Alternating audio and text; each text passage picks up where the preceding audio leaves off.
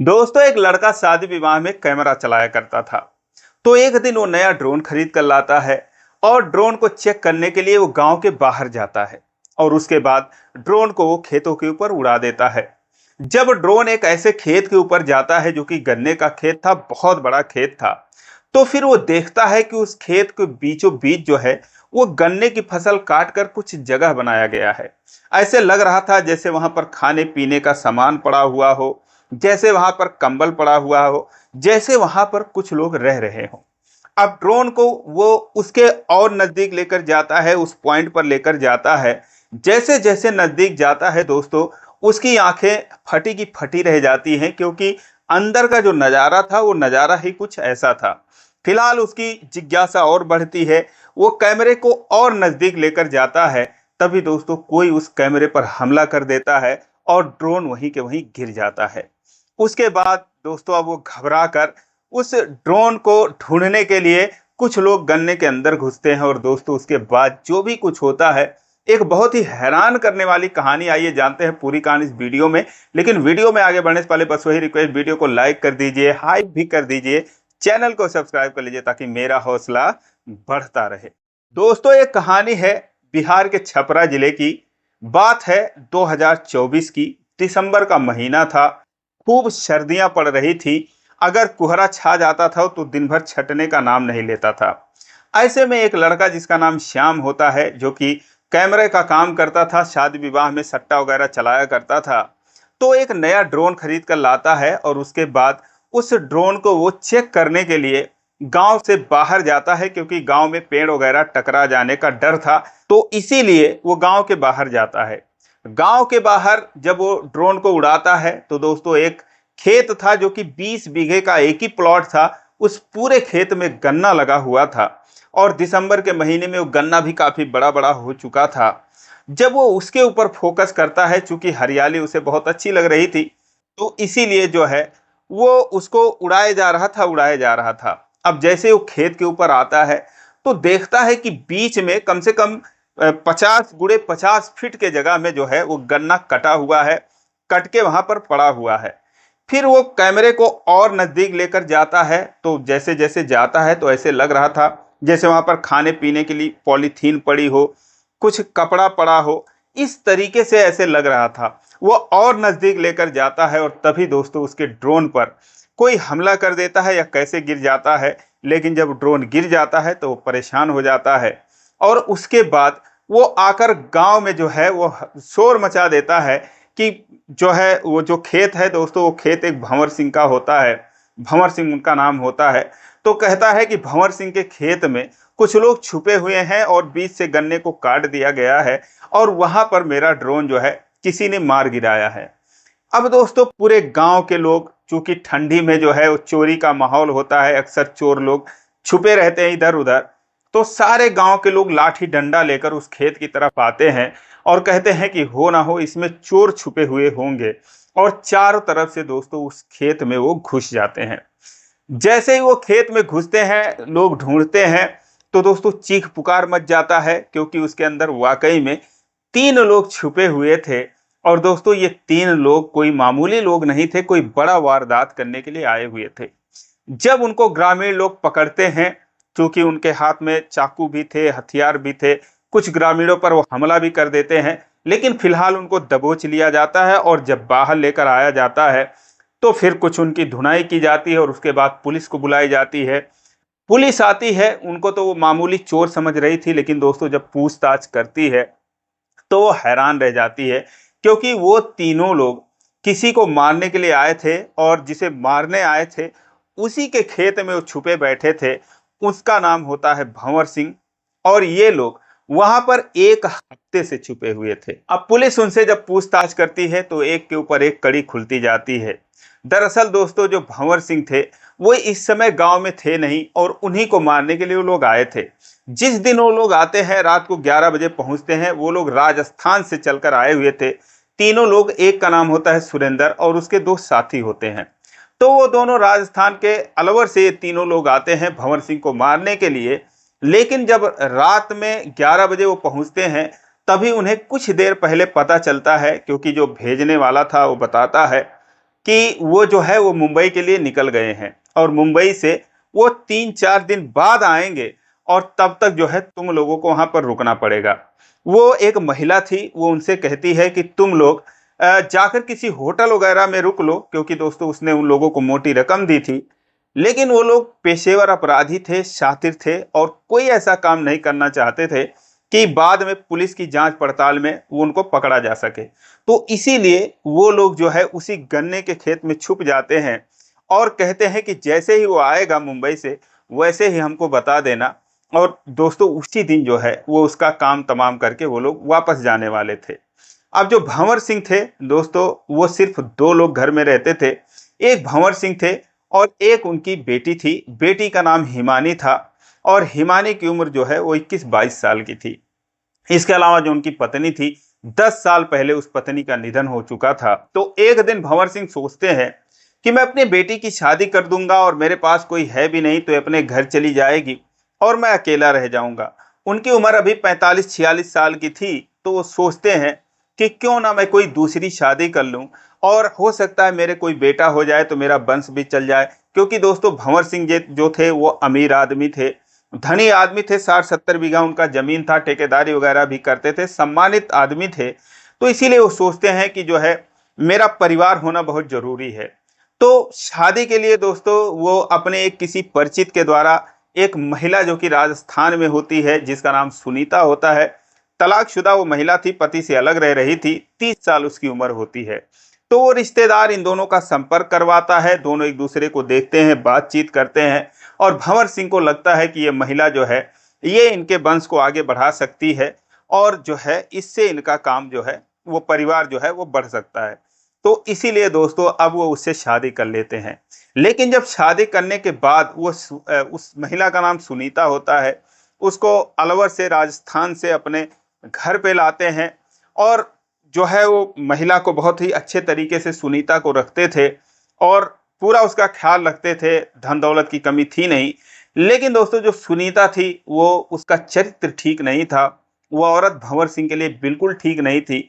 उसने जो है कहीं ना कहीं धन दौलत के लालच में ही आकर शादी की थी। इसके अलावा उसके बहुत सारे अफेयर थे, तो इस तरीके से वो दिन भर बात करती रहती थी। और जब उसको भंवर सिंह की बेटी जो हिमानी थी, जो कि जिसकी उम्र भी 21-22 साल की थी, समझदार थी, वो जब बोलती रहती थी कि मम्मी ये किससे तुम बातें करती रहती हो दिन भर, तो वो उसको जो है दुश्मन की तरह समझती थी। और इसके अलावा एक और बात थी कि सुनीता जो थी, अब पैसों के लिए उसने भंवर सिंह से शादी की ही थी। भंवर सिंह के पास दोस्तों धन की कमी नहीं थी, क्योंकि 10 साल पहले जो उनकी पत्नी की मौत जिसकी हो चुकी थी, उसके लिए उन्होंने बहुत सारे गहने बनवाए थे, क्योंकि भंवर सिंह को अपनी पत्नी के लिए जेवर खरीदने का बहुत शौक था। तो साल में वो 2-4 बार उस पत्नी के लिए जेवर खरीद देते थे। और यही कारण था कि उनका जो पूरा अलमारी था, एक मजबूत अलमारी उन्होंने घर में बनवा रखा था, तो उसमें बहुत सारे जो ज्वेलरी थी, जो गहने थे, वो सारा कुछ भरा हुआ था। और जब ये चीज़ सुनीता देखती है तो वो जो है भंवर सिंह से मांगती है, कहती है कि अब ये सारे गहने मेरे ही हैं, मुझे दे दो, मैं पहनूं। लेकिन वो कहते हैं नहीं, तुम्हारे लिए मैं नया बनवा दूंगा और ये जो गहने हैं वो मेरी बेटी हिमानी के हैं। जब मैं उसकी शादी करूंगा तो फिर मैं उसको ये सारे गहने दूंगा। और उसकी माँ ने भी यही इच्छा जाहिर की थी कि मेरे जो गहने हैं वो मेरी बेटी को देना। तो इसीलिए मैं जो है वो अपनी बेटी को दूंगा। अब ये बात जो है सुनीता को खटक जाती है। हालांकि उसके लिए भी कोई कमी वो नहीं रख रहे थे, लेकिन वो सारा कुछ जो कि भंवर सिंह का था वो अपना समझ रही थी। उस बेटी को तो कुछ समझ ही नहीं रही थी। वो तो सोच रही थी किसी के साथ भाग जाए या किसी के साथ चली जाए। तो इसीलिए आए दिन जो है उसका अफवाह भी उड़ाती रहती थी। उसी कैमरे वाले के साथ, जो कि श्याम होता है, जिसका नाम होता है, उसके साथ उसका अफवाह उड़ाती रहती थी। लेकिन भंवर सिंह समझते थे कि उनकी बेटी जो है समझदार है, ऐसा वो कोई गलत काम नहीं करती है। कुल मिला जुला कर उनकी शादीशुदा जिंदगी ठीक नहीं चल रही थी। लेकिन अब उन्हें जो है वंश के लिए मजबूर थे कि अपने वंश को आगे बढ़ाना चाहते थे।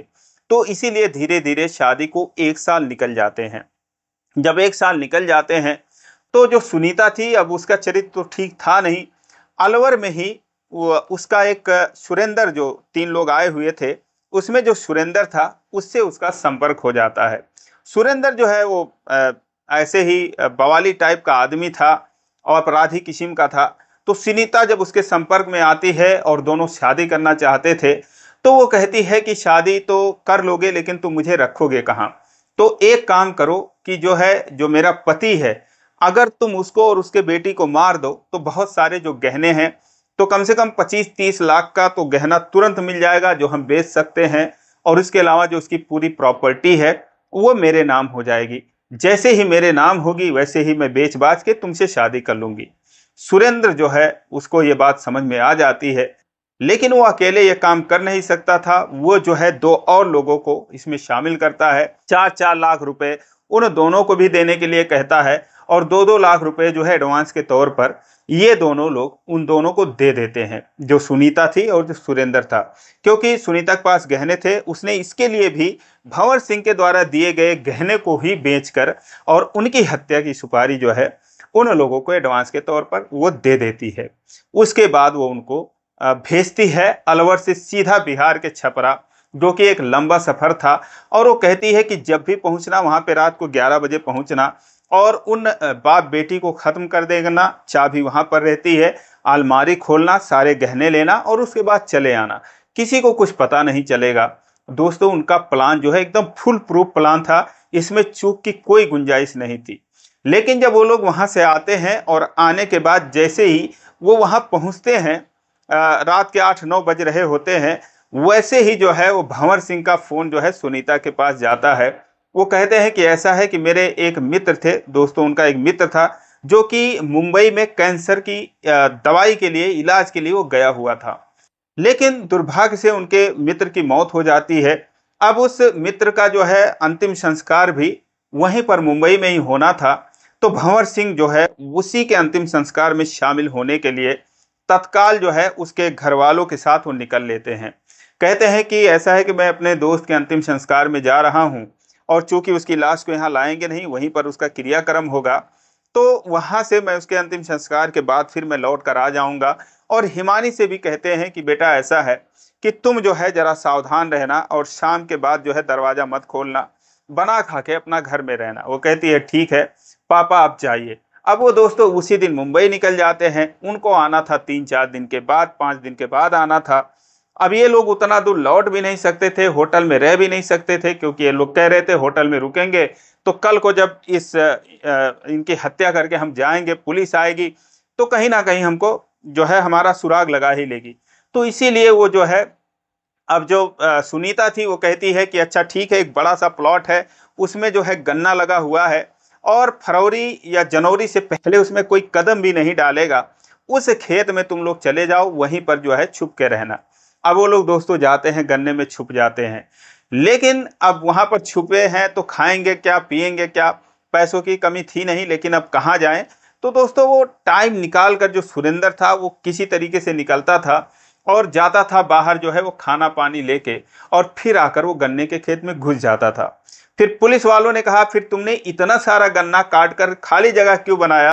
तो दोस्तों इसका भी एक रीजन था कि सर्दियां पड़ रही थी, रात भर कोहरा पड़ता रहता था, दिन में कभी कभी थोड़ा सा धूप हो जाता था, तो उनका कंबल वगैरह जो वो खरीद कर ही लाए थे, तो एक बिछाते थे और एक वो तीनों ओढ़ते थे।